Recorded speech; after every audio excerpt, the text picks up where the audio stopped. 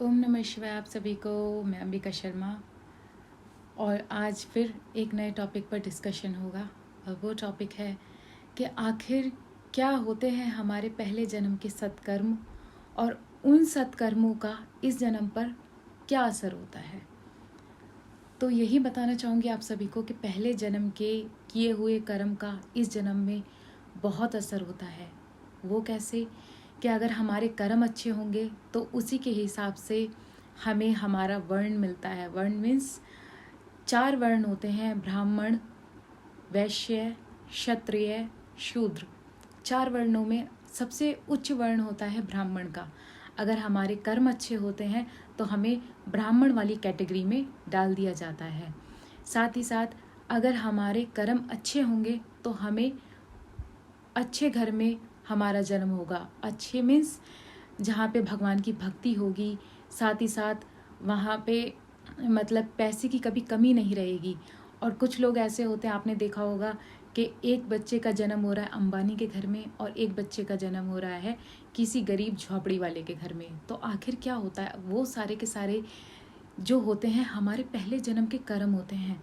उसके हिसाब से हमारी रिपोर्ट कार्ड जो होता है हमारा रेडी होता है।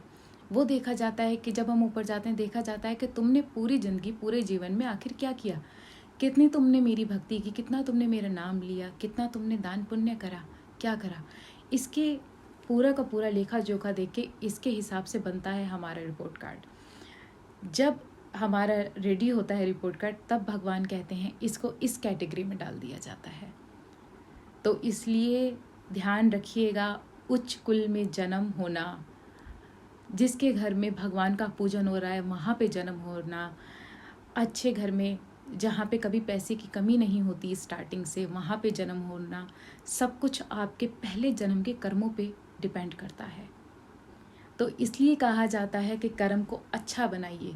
लोग कहते हैं कर्म अच्छे करने से क्या होता है, कौन सा भगवान हमें देख रहे हैं। कुछ लोगों की ये भी सोच होती है, लेकिन आपको ये नहीं पता भगवान हमारे मन में वास करते हैं। भगवान को हमारा पल पल का पता है। उनको तो वो भी पता है कि जो अब हम करने जा रहे हैं, मान लीजिए मैंने ये हाथ उठाया, तो ये हाथ उठाया यानी कि मैंने अपनी इच्छा से नहीं, उनकी इच्छा से हाथ उठाया। ये तो आज मैं जो भी बोल रही हूँ आपके सामने, ये मैं नहीं बोल रही, ये महादेव बोल रहे हैं।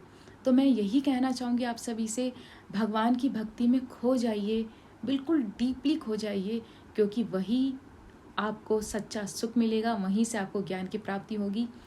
कुछ लोग क्या करते हैं, अपने पेरेंट्स की रिस्पेक्ट नहीं करते हैं और भगवानों की पूजा करते हैं।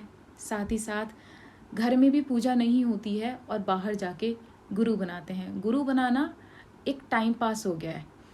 देखिए क्या होता है, वहाँ जाके गॉसिप्स होते हैं लेडीज़ के और कुछ नहीं होता है। और फिर वही वाली बात, चुगलियाँ होती हैं, बुराइयाँ होती हैं और कुछ भी नहीं होता। अगर आपको भगवान को पाना है, आप गुरु का ही माध्यम क्यों चुन रहे हैं? आप गुरु को ही क्यों सोचते हैं कि गुरु के बिना हमारी गति नहीं होगी? आप भगवान को ही अपना गुरु बनाइए। उनको कहिए कि प्रभु हमारा मार्गदर्शन करें, हमें बताइए कि हमें किस रास्ते पे चलना है। आपका दिल खुद बोलेगा। कभी आपने देखा है कि किसी के साथ बुरा हो रहा है तो हमारी आत्मा को दुख होता है? सिर्फ उसी बंदे की आत्मा को दुख होगा जिसके मन में भगवान का वास होगा। क्यों? क्योंकि आपकी आत्मा बिल्कुल प्योर हो चुकी है, बिल्कुल प्योर सोल है आपकी आत्मा। अगर आपकी आत्मा दुष्ट है, आप पापी हैं, आप भक्ति नहीं करते भगवान की, किसी का दुख देख के आपको खुशी होगी, आपको लगेगा अच्छा उसका बुरा हो गया, वेरी गुड, होना ही चाहिए। तो इसलिए भगवान से कहिए, भगवान हमें सद्बुद्धि दीजिए। हम क्या हैं, हम तो कठपुतली हैं, हम तो उस ऊपर वाले के इशारों पर नाच रहे हैं। हमारे हाथ में कुछ भी नहीं है, कुछ भी। फिर भी इतना घमंड किस बात का? सब कुछ यहीं रह जाना है, भगवान की भक्ति साथ जाएगी। ये बात मैं आपको बार बार कहती हूँ और यही कहूँगी कि भगवान की भक्ति करिए।